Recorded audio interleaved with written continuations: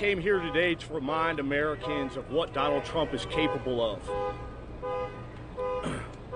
and the violence that he unleashed on all Americans on January 6, 2021.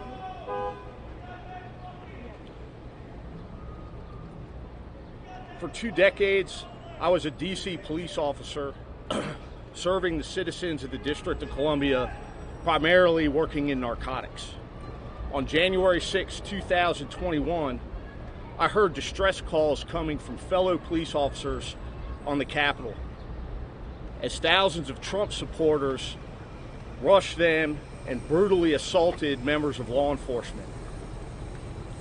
That day, I, like hundreds of other DC police officers, put on a uniform and responded to the Capitol to assist our brothers and sisters in law enforcement, defending the Capitol from a violent, armed mob of Trump's supporters. These supporters were fueled by Trump's lies and the lies of his surrogates, lies that the 2020 election was stolen.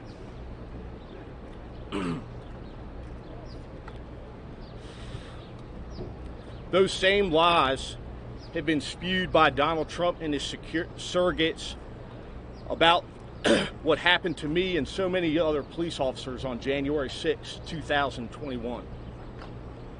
That day, I was brutally assaulted.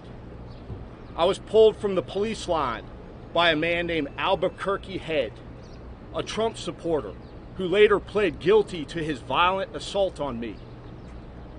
While being restrained by the violent mob, I was beaten.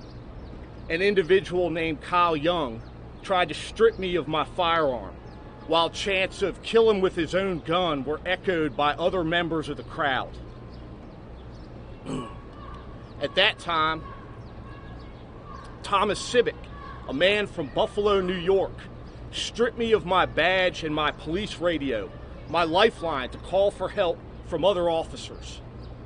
All the while, I continued to be beaten and then struck with a taser on my neck by Daniel Rodriguez, another Trump supporter who also pled guilty to his violent assault on me. All 4 of these individuals are self-admitted Trump supporters. All 4 of them committed violent assault on law enforcement. I'm just one representative of the hundreds of police officers that were assaulted that day by Donald Trump supporters, inspired by his lies.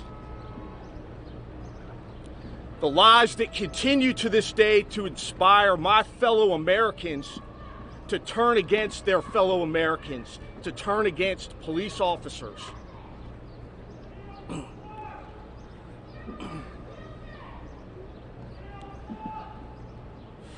At the end of the day, this election is about Donald Trump and his vision for the office of the President of the United States.